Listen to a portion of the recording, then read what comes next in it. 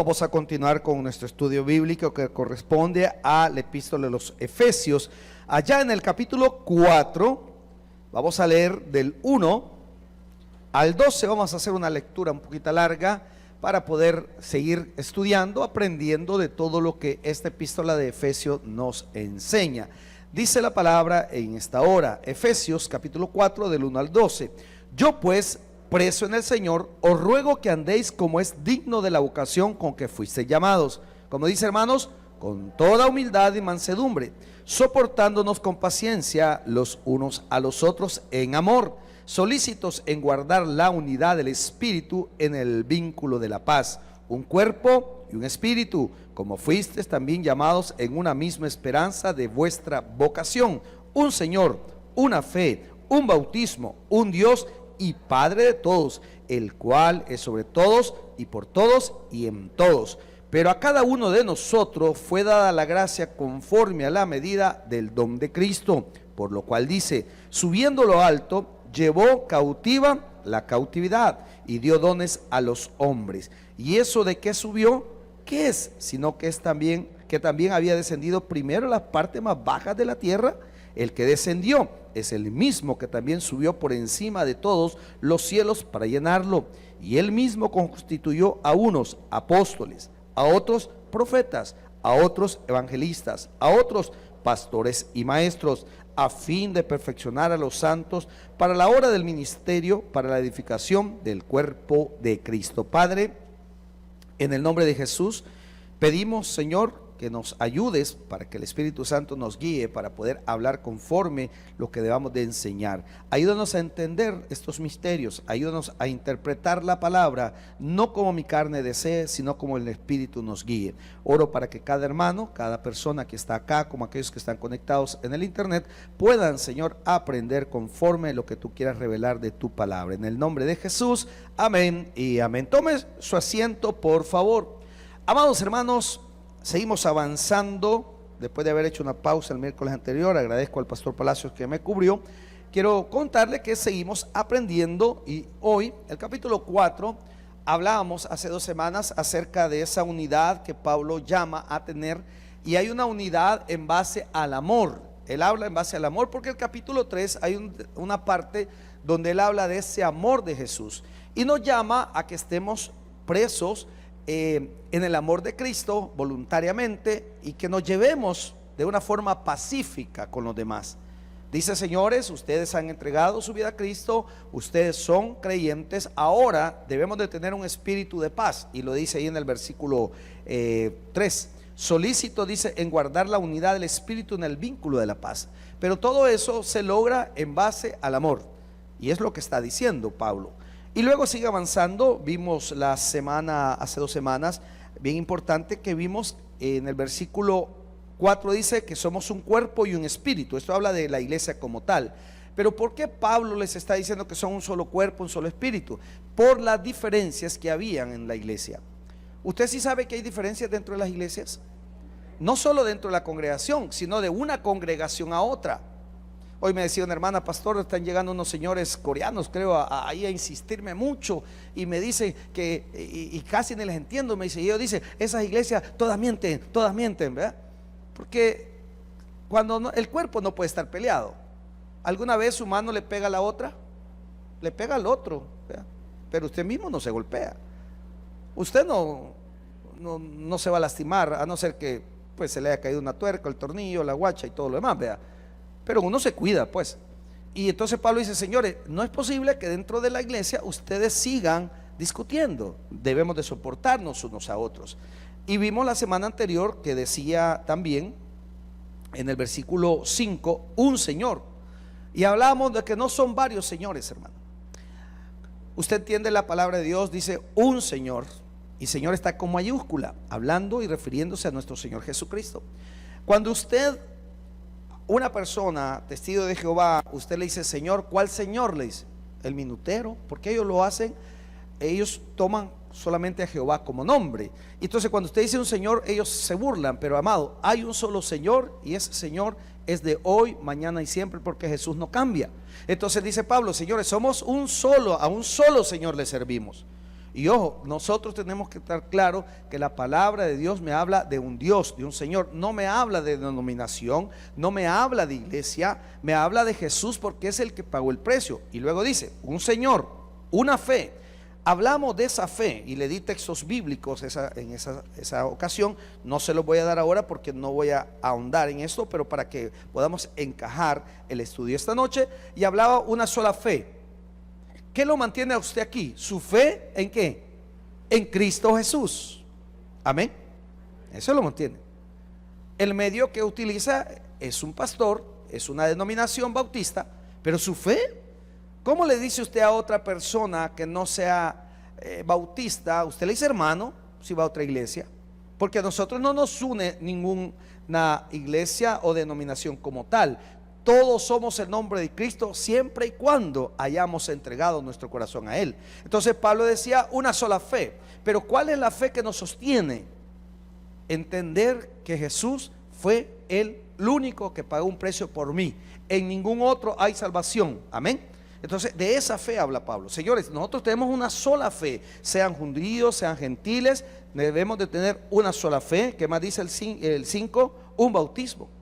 Ese bautismo, hermano, que es para demostrarle al mundo que estamos dando testimonio de que hemos aceptado a Jesús como nuestro Señor y Salvador, donde no nos avergonzamos de proclamar el nombre de Jesús. Pero entendiendo esto, el proclamar el nombre de Jesús no es ponerse a gritar, hermanos, es dar testimonio de lo que Dios hace en nuestras vidas. Entonces, un solo bautizo.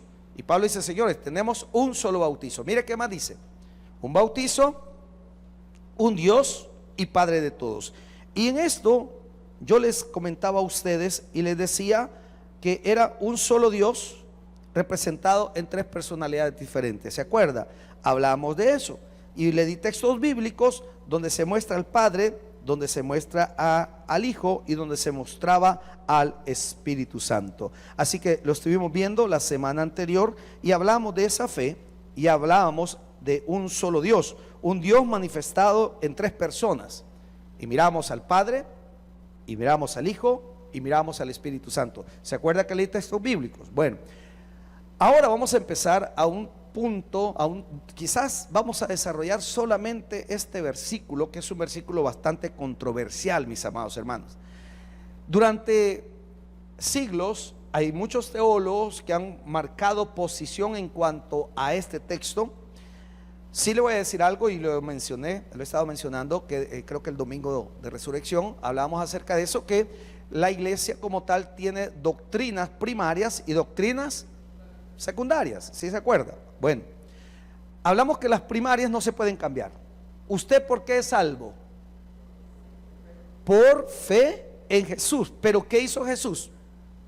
Pagó un precio en la cruz, nos compró con sangre, nos justifica ante el Padre, nos religa hacia Dios, porque por el pecado caímos, pero por medio de Jesús tenemos acceso al trono de la gracia. Amén. Entonces, esto que vamos a hablar ahora no le va a afectar su salvación. Esta es una doctrina secundaria, porque en la Biblia, de hecho, si usted se va al libro de Deuteronomio, en el capítulo 29 dice que hay cosas secretas que solo le pertenecen a Dios.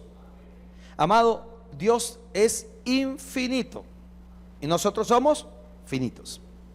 La palabra de Dios dice en Isaías 55:8 que los pensamientos de Dios son tan altos. Nosotros no nos da el entendimiento. ¿Cuántos de los que están aquí se consideran personas inteligentes? Todos tenemos inteligencia, ¿sí o no? Lo que pasa es que algunos no la aplican, la guardan por ahí, ¿verdad? Pero por muy inteligente que tengamos, ¿cómo miden la inteligencia, hermano? Hay un coeficiente ahí, ¿verdad? ¿Cómo se llama el coeficiente que utiliza? ¿Cómo? El IQ, ¿verdad? Eso hay pruebas y entonces usted dice, ¿y cómo pasó? No, ni pasó, dice. ¿Verdad? Y entonces si usted tiene un IQ arriba de 150, arriba de no sé cuánto, Einstein tenía no sé cuánto, pero ni con toda esa sabiduría humana pueden lograr entender lo que es Dios. Amén. Entonces, ¿Por qué digo esto? Porque vamos a entrar a un versículo que es bastante controversial, que muchos durante los siglos hay teólogos que han presentado diferentes puntos teológicos diferentes. Son 3 que vamos a hablar. Y cada uno presenta sus argumentos. ¿Cuál es el que yo creo? Lo veremos en la próxima. Pero al final eso no cambia nada. Solamente lo vamos a explicar porque estamos en un estudio y para eso estamos, para estudiar esos textos que son un poquito complicados, que a veces preferimos saltárnoslo y no estudiarlo porque pues sí, la verdad que nos complica la existencia, porque pareciera que nosotros quisiésemos explicar todo lo de la palabra de Dios, pero amado, hay misterios que Dios pone en la Biblia que no lo vamos a entender, hay cosas que por más que le busquemos no le vamos a hallar. Sin embargo, tenemos que, por las reglas hermenéuticas que hay para estudiar, tenemos que irnos al contexto de todo lo que está pasando. Pero veamos cuál es ese versículo controversial. El 7 y el 8 y el 9 son bastante, más bien el 8 es bastante controversial y el 9, pero veamos el 7. Pero dice, pero a cada uno, dice Pablo, de nosotros fue dada, ¿qué, hermano? La gracia conforme a la medida del don de Cristo. ¿Sabe que todos tenemos una gracia? Amén, hermanos. Pero no todos la usamos, la gracia. No todos la ponemos en práctica, la gracia. Pero no es el tema de la noche. Vamos al siguiente versículo. Este es un versículo bastante controversial. Por lo cual dice, subiendo a lo alto, ¿qué dice la palabra? Llevó cautiva la cautividad y dio dones a los hombres. Amado hermano, este versículo ha dado mucho de qué hablar. Hay 3 posiciones teológicas, hay más, pero estas son las más comunes, las más conocidas y tal vez las más aceptadas. Cuando uno empieza a leer y se llevó la cautividad cautiva, ¿verdad? Y pues sí, pero ¿qué me está hablando eso? ¿Qué me quiere enseñar? ¿Por qué Pablo dice, señores, Jesús cuando murió y resucitó se llevó la cautividad cautiva? Y de repente uno dice, pero como vuelvo a decir, este es un versículo de esos catalogados como controversiales, donde hay posiciones diferentes de teólogos que han puesto una posición y han dicho, nosotros creemos esto. Vamos a ir desarrollando de la mejor manera para que podamos quedar claro. Veamos qué dicen estos grandes pensadores, grandes teólogos, hermano. Como un pastor amigo me decía, es que nosotros somos teólogos, hermano. No somos teólogos. Pero nuestro título dice estudiante de teología. Sí, hermano, pero teólogo, yo por ejemplo sé las doctrinas básicas. Le puedo hablar de los procesos de la salvación, porque la salvación no solo es aceptar a Jesús, de ahí vienen varios pasos. Le puedo explicar un poco del bautizo, pero antes de que eso yo lo aprendí porque otros personas que se sentaron para ver la Biblia y claro, usted ahora busca referencias, usted tiene concordancias y usted se va a un texto y busca todos los textos que tengan que ver con el amor y en internet se lo dan todos, hermano. Teólogo es aquel que armó todas estas doctrinas. Y claro, yo le hablo a usted de los eventos escatológicos, ¿sí o no? Pero ya hubo alguien que se quebró el queso pensando cómo leer el orden, esto y lo demás. Nosotros básicamente solo lo leemos y lo aprendemos, y claro, aprendemos un poquito de lo que Dios nos da. Pero teólogo como teólogo, o sea, cuando hablo de teólogo, gente que se sienta, porque si usted y yo leemos esto y dice la cautividad cautiva, ¿verdad? A mí no me dice mucho, hermano. Pero cuando vamos a leer y a estudiar, bajo primero debemos de pedirle al Espíritu Santo la guía, y segundo, pues buscar a aquellos grandes hombres de Dios que se sentaron y buscaron y escudriñaron y armaron estas doctrinas. Pero vuelvo a decir, estas 3 posiciones no afectan en nada a su salvación. Esto es conocimiento, amén, hermanos. Esto es conocimiento. Lo dije cuando estábamos estudiando escatología. El hecho que nosotros seamos pretribulacionarios, ¿sí sabe lo que es ser pretribulacionario? Ya lo explicamos. Es decir, nosotros creemos que no vamos a pasar los 7 años de tribulación, amén. Pero hay otros que no son pretribulacionarios, hay otros que son tribulacionarios, pero creen en Jesús como su Señor y Salvador. O sea, la salvación es doctrina primaria. Si usted y yo hemos entregado realmente a Jesús nuestro corazón, usted y yo tenemos salvación, amén. Pueda que no concordemos con otros en cuanto a esos temas secundarios. En este caso, hay tres posiciones claras que nos dan, pero usted elige cuál quiere creer. Eso no le quita ni le pone su salvación. Su salvación ha sido pagada en la cruz por medio de nuestro Señor Jesucristo, más nada, ¿sí? Menos nada. Entonces, veamos la primera. La primera, y leamos el versículo 8 una vez más, dice: por lo cual dice, subiendo a lo alto, llevó cautiva la cautividad y dio dones a los hombres. Aquí vamos a hablar de los creyentes y el paraíso. De los creyentes y el paraíso.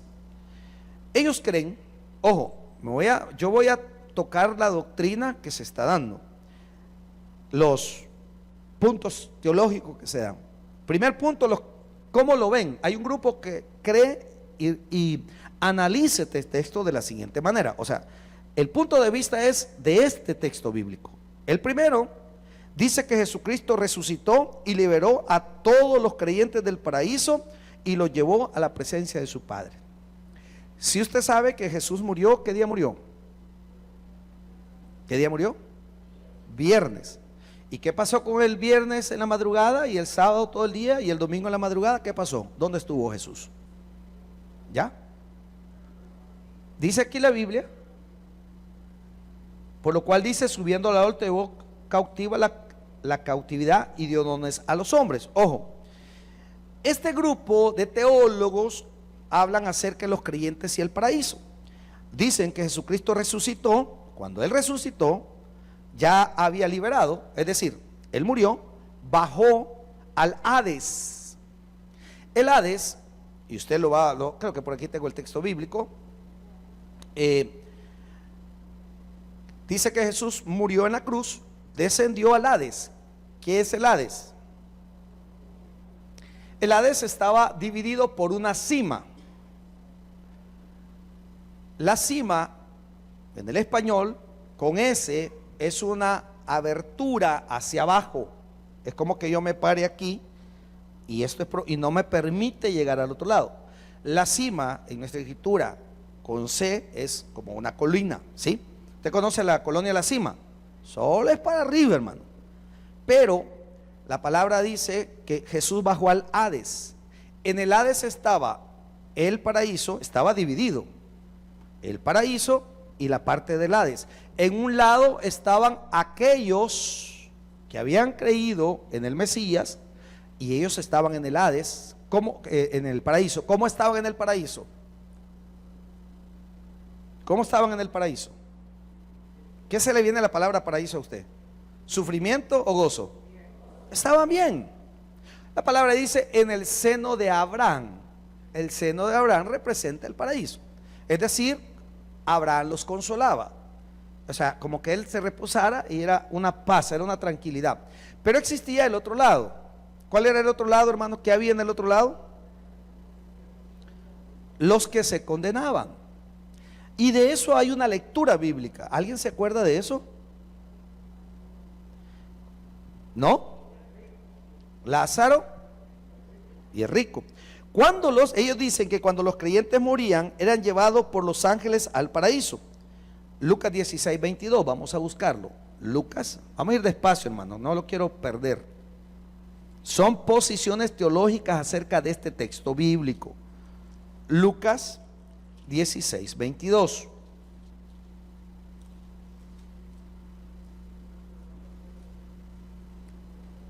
Aconteció, dice, que murió el mendigo y fue llevado por los ángeles al seno de Abraham, es decir, al paraíso, y murió también el rico. ¿Y qué dice? Y en el Hades, dice, alzó sus ojos estando en tormento y vio de lejos a Abraham y a Lázaro en su seno. Entonces él, dando voces, dijo: Padre Abraham, ten misericordia de mí, envía a Lázaro para que moje la punta de su dedo en agua y refresque mi lengua, porque estoy atormentado en esta llama. Ojo, había un contacto visual. Es decir, los que estaban en el Hades atormentados podían ver los que estaban en el paraíso. Ojo, estamos desarrollando Efesios 4, 8. Hay tres posiciones más conocidas, habrán otras más, que son dadas por teólogos de conocimiento, gente de reputación. Ahora, ¿Qué sucedía? La Biblia me muestra que al morir, ¿a dónde iban? No iban al cielo, iban al seno de Abraham, que representa el paraíso. Ojo, sucedía que se podía mirar, había un contacto visual. Los que sufrían y los que estaban en el seno de Abraham o el paraíso. Eso dice la primera postura teológica acerca de este texto. Ellos dicen, Jesús ahí estaba en el paraíso, los que habían creído en el Mesías, y los otros que no habían creído, que van una vida desordenada, estaban ahí. Ahora, eso lo vimos ahí. Recuerde que el Hades y el paraíso pues estaban básicamente solamente separados por una gran cima. Ya le expliqué, una gran separación, no podía pasar uno del otro lado. Por lo tanto, pues sí se podía ver, pero no se podía hacer. Esto es lo que están creyendo. ¿Qué más dice esta? Esta la puede llamar usted como la teoría de los creyentes y el paraíso, ¿verdad? La doctrina, o más bien el punto teológico de los creyentes y el paraíso. ¿Qué más dicen este grupo? Que el último creyente del Antiguo Testamento fue llevado por el mismo Señor Jesús al paraíso. ¿Sí se acuerda de quién? ¿Sí se acuerda de quién? ¿No se acuerda quién fue llevado al paraíso por Jesús? Pero no se le queda viendo a nadie, hermano. Se me queda viendo el ladrón, no, bájele un poquito. El ladrón. ¿Y por qué lo llevó? ¿Por ser bueno o por ser ladrón? Porque creyó en él. Es un punto doctrinal que nos afirma que su salvación en la mía es por fe. Pero ¿a dónde le dijo que le iba a llevar? No le dijo al cielo, ¿verdad que no? Le dijo al paraíso. Le dijo, de cierto, bueno, leámoslo, hermanos, ahí está la palabra. Eso está en Lucas 23, un poquito más adelante. Lucas 23. Lucas 23 del 39 al 43.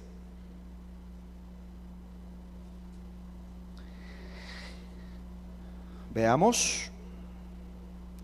Dice Lucas 23 del 39 en adelante. Y uno de los malhechores que estaban colgados le injuriaba diciendo: si tú eres el Cristo, sálvate a ti mismo y a nosotros. Respondiendo el otro le reprendió diciendo: ¿ni aún temes tú a Dios, estando en la misma condenación? Ojo, este ladrón, ¿qué vio en Jesús?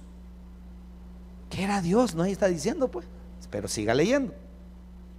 Nosotros, dice el 41, a la verdad justamente padecemos, porque recibimos lo que merecieron nuestros hechos, mas este ningún mal hizo.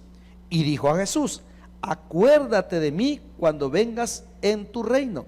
Entonces Jesús le dijo: de cierto te digo que hoy estarás conmigo. ¿A dónde?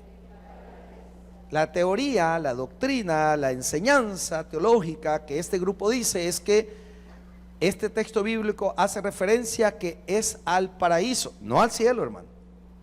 No al cielo, no, al paraíso, es decir, allá al seno de Abraham.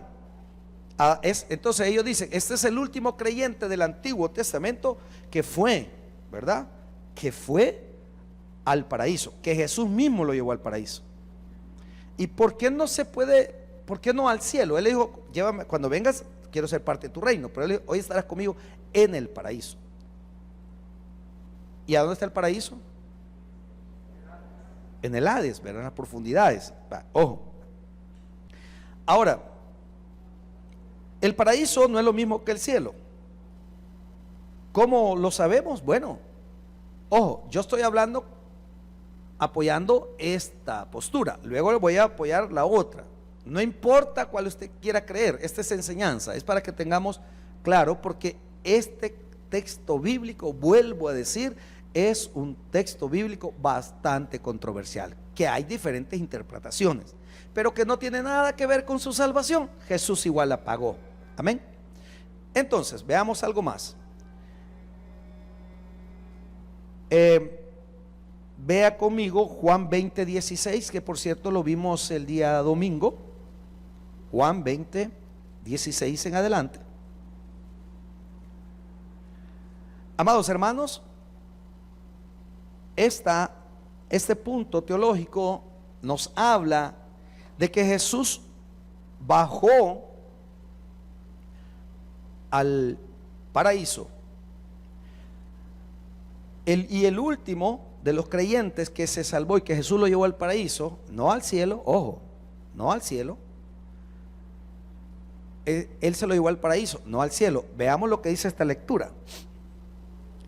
Jesús le dijo: mujer, ¿por qué lloras? ¿A quién buscas? Ella, pensando que era el hortelano, le dijo: Señor, si tú lo has llevado, dime dónde lo has puesto y yo lo llevaré.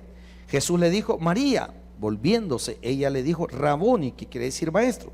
¿Qué le dijo el 17?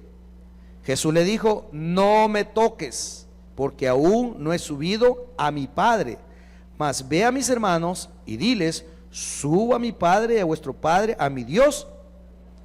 Entonces se da cuenta que Jesús bajó a traer la cautividad, los que estaban en el paraíso, y Él se los llevó cuando ya pagó con su sangre. Es decir, Él murió, bajó.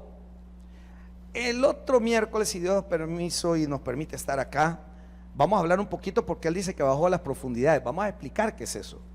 ¿Qué fue a hacer? Hay dos teorías de qué fue a hacer Él a las profundidades. Pero este grupo dice: Él estaba en el paraíso, el ladrón lo llevó al paraíso, porque Él no fue al cielo. Ese es el primer punto de vista. Ahora, esa es la posición teológica que estamos denominando los creyentes y el paraíso. Pero ¿qué sucede con los creyentes del Nuevo Testamento? ¿Qué sucede con los que creyeron en Jesús? Estos dicen que al momento de morir ya no van al paraíso. Esta misma posición dice: ojo, los que no habían creído y murieron sin Cristo, que creían en el Mesías, fueron al seno de Abraham, al paraíso. Los que no, estaban en el Hades sufriendo. Luego Él hace su obra redentora, baja a atraer a los que estaban y se los lleva al cielo. Pero ¿qué sucede con los creyentes? ¿Qué dicen ellos? Ojo, ellos dicen que por la convicción, por entregar su vida a Cristo, ya no hay necesidad de ir al paraíso. Ahora van al cielo. ¿Sí sabe usted que al morir nos vamos al cielo? Si creemos en Jesús. Vea conmigo 2 Corintios 5:8. Vaya poniéndole un poquito de queso, porque por eso trato de ir despacio, para no confundirme yo y no perderlo a usted. Pablo decía en 2 Corintios 5:8, ¿lo halló? Sí, en 2 Corintios 5:8, pero confiamos, dice, y más quisiéramos estar ausentes del cuerpo y presentes. A esta altura que Pablo escribe esta epístola, ¿a dónde está Jesús? ¿Sentado? ¿En el paraíso o en el cielo?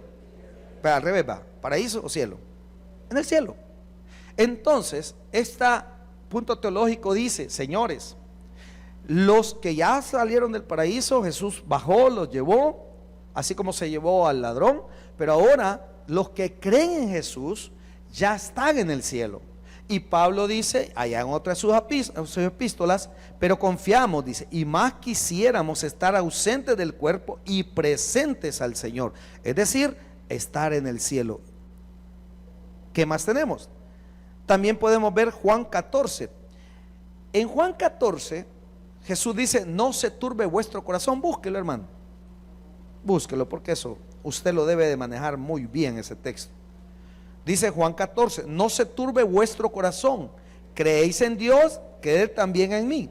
En la casa de mi Padre, ¿y a dónde está el Padre? ¿En el paraíso o en el cielo? En el cielo. Muchas moradas hay. Si así no fuera, yo os hubiera dicho: voy pues a qué. Y si me fuere y os prepararé el lugar, vendré otra vez y os tomaré, que dice, a mí mismo, para que donde yo estoy, vosotros también estéis. Entonces esta posición dice que los del antiguo estaban en el paraíso, Jesús bajó a traerlo, la cautividad, y los hizo cautivos para sí. Ya se los llevó al cielo. Y dice, los que mueren, dice, ahora ya están con el Señor. Y podemos ver estos textos bíblicos. Vea Hechos 57, 55. Hechos 7, 55. El capítulo 7 es fácil en el libro de los Hechos. Usted, una forma fácil de encontrar las cosas en la palabra de Dios, y que usted sepa más o menos de qué habla cada capítulo. Entonces, Hechos me habla, de capítulo 7, me habla de Esteban. Hechos 7:55. ¿Lo halló? Pero Esteban, ¿qué dice? Lleno del Espíritu Santo, puesto los ojos en el cielo, vio la gloria de Dios. ¿Y qué vio? Y a Jesús que estaba a la diestra de Dios. Y dijo, he aquí, veo los cielos abiertos y al Hijo del Hombre que está a la diestra. Entonces, no sé si me estoy dando a entender, esta primera posición teológica acerca de este texto bíblico de la cautividad cautiva dice que los antiguos estaban en el paraíso, Jesús murió, bajó, se los llevó al cielo, y los que mueren en Cristo ahora estamos ya en el cielo, ya no en el paraíso. Amén. Esa es la primera porción teológica. Juan 17:24, veamos qué dice Juan 17:24. Juan 17:24.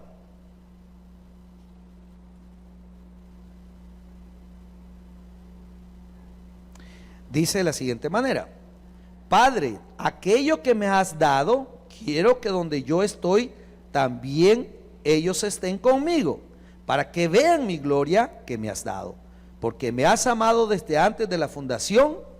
¿Qué está hablando? Que todo aquel que cree en Él esté con Él, dice. ¿Y a dónde está Jesús?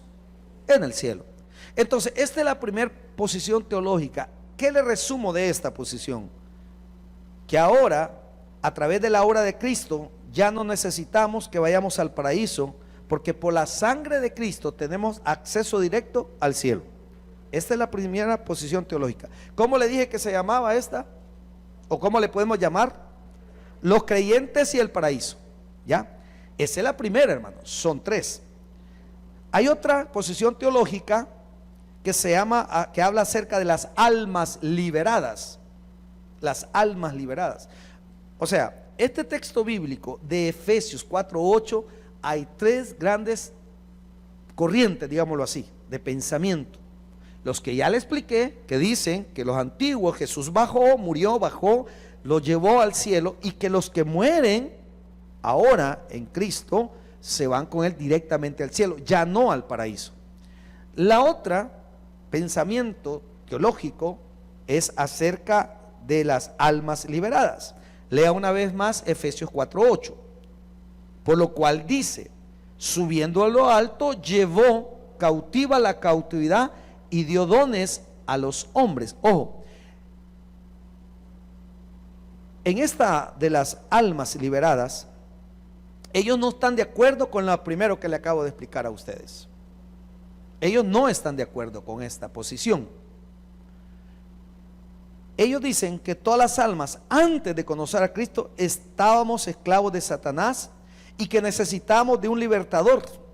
Afirman que cuando se proclama el evangelio, toda persona que acepta a Jesús como su Señor y Salvador, esas personas son reveladas, son sacadas de ese cautiverio. Esa es la otra posición.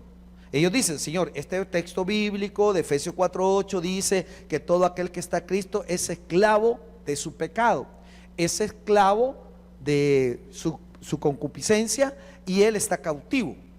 Entonces ellos dicen, cada vez que se predica la palabra y que alguien recibe a Cristo, cuando ustedes van, evangelizan y la gente lo hace de corazón, esa gente, dice este texto bíblico, dicen ellos, significa que esa gente ha sido arrancada y ya no está cautiva de Satanás. Eso es lo que dice la otra posición. Ojo, no quiero perderlo. Estamos analizando este texto bíblico bajo el ente de tres posiciones teológicas. Usted sabrá cuál es la que le convence más, porque al final eso no cambia su salvación. ¿Sí me estoy dando a entender? Va. Entonces, dice que se necesita de un libertador. Afirma, como es una cautividad, están cautivos, necesitan un libertador. Afirman que cuando se acepta a Jesús, esas personas son libres y son liberados de ese cautiverio. Esas almas que se encuentran perdidas en su pecado. Veamos Lucas 19:10. Lucas 19:10.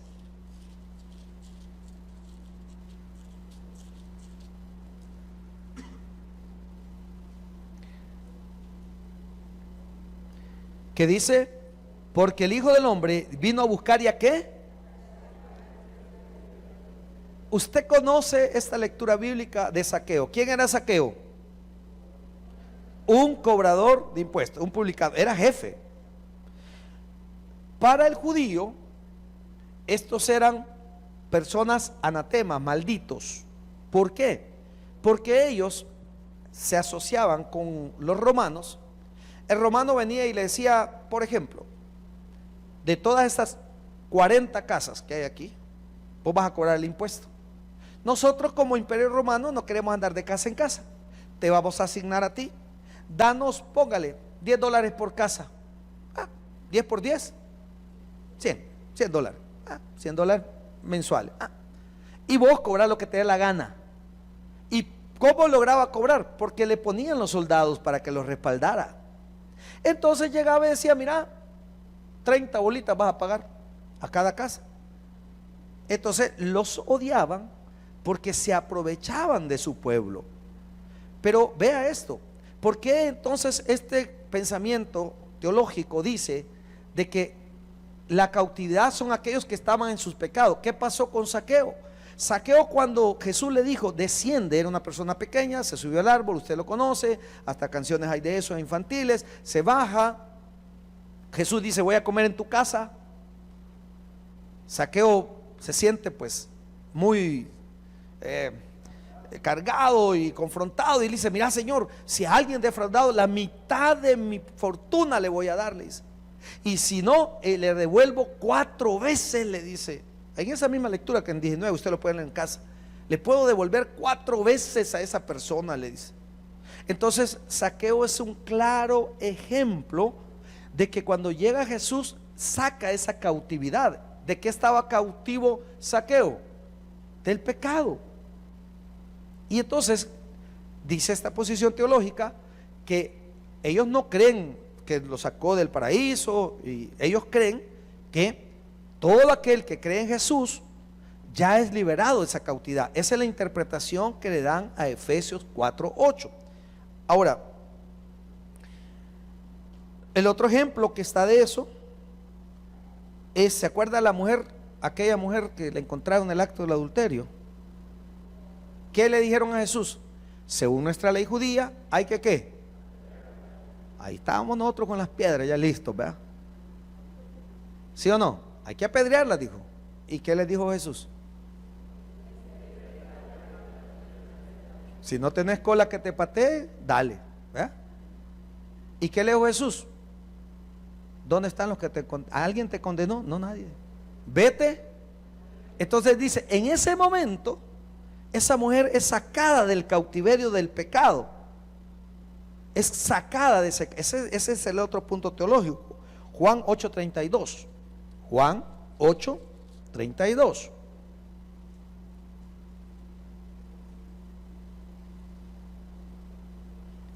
Bueno, el 31.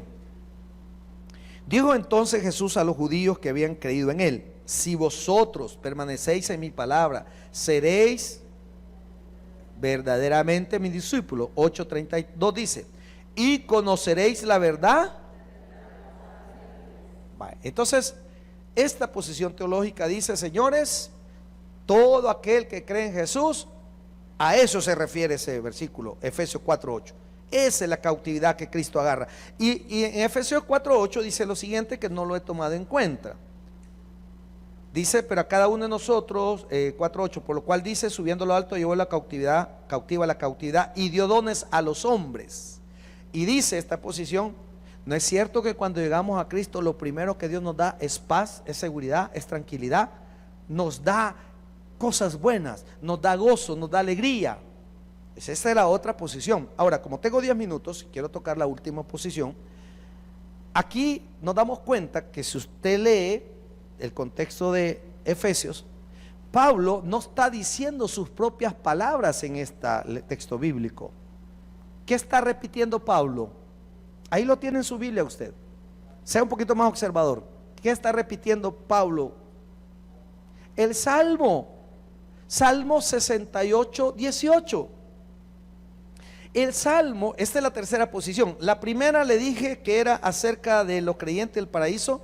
La segunda acerca de las almas liberadas, que dice que cuando viene a los pies de Cristo, Dios nos libera del pecado, Dios nos libera de las ataduras del enemigo, y ahora usted tiene dones espirituales como paz, gozo, usted tiene discernimiento. Ese dice la otra posición, el que se llama almas liberadas. Y que es la posición teológica sobre la cautividad cautiva, el opresor derrotado se llama esta. El opresor derrotado. Esa es la otra doctrina, la otra enseñanza teológica. No doctrina, enseñanza teológica. Ahora, si usted lee, Pablo no está diciendo de propia inspiración.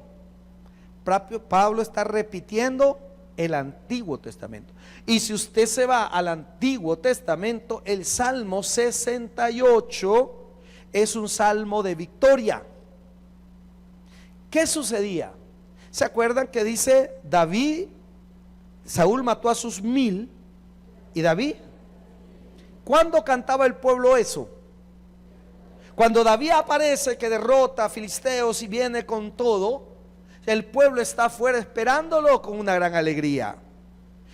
El Salmo 68 habla de la victoria que Dios le da a su pueblo. Este es un salmo de David. Cuando David viene, él viene en este orden: sus generales, sus soldados de mayor rango, el soldado raso. Ellos vienen en un orden similar, como lo hacían los romanos cuando entraban victoriosos, y traen, todos vienen con los dones. ¿Qué eran los dones? Todo lo que se clavaban porque habían ganado, o sea, lo agarraban, pues tomaban, todos iban cargados. Si Dios les decía maten todo animal, no se lleven nada, tenían que hacerlo. Pero si Dios decía tomen todo lo de valor, ellos llevaban esclavos. Entonces esta posición dice, que es llamada el opresor derrotado, que Pablo simple y sencillamente estaba haciendo referencia a la victoria de David. Entonces dice que todo aquel que Jesús, por medio de su sangre, por medio del sacrificio en la cruz, ya derrotó al diablo. Amén, hermano. Y que nosotros vamos a ir con él, y que Jesús nos lleva al cielo y nos presenta al Padre. Dice: aquí está mi victoria, aquí está mi pueblo. Y que Dios presenta, Jesús presenta al Padre todos esos creyentes. Eso es lo que dice la otra posición. Nada que ver con la segunda, nada que ver con la primera, que son pensamientos teológicos. Por eso le digo que era un versículo bastante controversial. ¿Qué dice el 68, 18? Busquémoslo, hermano. Salmo: subiste a lo alto, cautivaste la cautividad, tomaste dones. Es lo mismo que está diciendo Pablo allá. Es lo mismo que Pablo está diciendo allá. Entonces, hermano, este versículo yo me lo iba a pasar de noche, porque es complicado, pero empecé a investigar, que le quede como un conocimiento. Amén. Porque uno, la cautividad cautiva, ¿y qué dicen acerca de eso? Algunos, pero está claro. Ahora, ¿afecta en algo su salvación a la mía? No, son pensamientos, no es una doctrina básica. No me va a cambiar el hecho que he sido comprado con la sangre de Cristo. Y de alguna manera todos tienen algo de lógica. Si ve la primera, tiene lógica que Jesús se llevó no le dice hoy estarás conmigo en el cielo. No, hoy estarás conmigo en el paraíso. Tiene lógica la otra, que cuando llegamos a Cristo, ¿no es cierto que liberamos nuestra alma de aquellas cargas pecaminosas, de todo aquello? ¿No es cierto, hermano, que Jesús venció a Satanás? ¿No es cierto que Él viene victorioso y va a llegar victorioso donde el Padre y a presentar su sacrificio, lo que Él hizo por obediencia? Porque el mismo Jesús le dijo al Padre que hiciera que si podía no pasar esa copa, o sea, no hacer el sacrificio, pero Dios cayó y él tuvo que obedecer. Entonces él va a llegar a decir, hice lo que tú me dijiste. Esas son las tres posiciones acerca de este versículo bíblico. Se las he tratado de resumir lo más que he podido, hermano, pero no se preocupe. Al final solamente es un conocimiento. Vámonos a Efesios. Si usted ve, solo nos quedamos en un texto bíblico esta noche. Leamos el 8. Por lo cual dice, subiendo a lo alto, llevó cautiva la cautividad y dio dones a los hombres. Y eso de que subió, ¿qué es? Dice, sino que también había descendido primero a la parte más baja de la tierra. Esto se lo voy a explicar. Hay dos teorías muy importantes acerca de qué bajó Jesús a hacer. Porque no solo bajó y se lo llevó, eso se lo expliqué yo ahorita. Pero si murió el viernes, ¿qué pasó el sábado? El viernes toda la noche, la madrugada del sábado. Y el sábado, ¿qué hizo Jesús? Ahí, en el Hades. ¿Qué hizo Jesús? Hay dos teorías también acerca de eso. Entonces, hermano, esto más que todo porque es un estudio, para que usted sepa. Cuando alguien le hable de la cautividad, cautivo, dice, sí, aquel día aprendimos un poquito de eso, aprendimos acerca de que de los creyentes y el paraíso. ¿Qué más dijimos? Las almas liberadas, y el último. Entonces usted puede fácilmente, sí. Ahora, eso no le cambia nada. Su salvación y la mía ha sido pagado por Jesús en la cruz. Amén, hermano. Yo estoy claro de eso y yo sé que al final cualquiera de este punto teológico, usted le puede gustar uno más, le puede convencer otro más, pero realmente al final solamente son pensamientos de hombre que han querido explicar este texto. Lo importante es saber que Jesús por nosotros en la cruz murió y resucitó. Démosle un fuerte aplauso al Señor, porque Dios es bueno. El predicador ha terminado su mensaje. Acepta a Jesucristo hoy como tu único y suficiente Salvador personal. Ora conmigo de la siguiente manera: Señor Jesús, yo te recibo hoy como mi único y suficiente Salvador personal.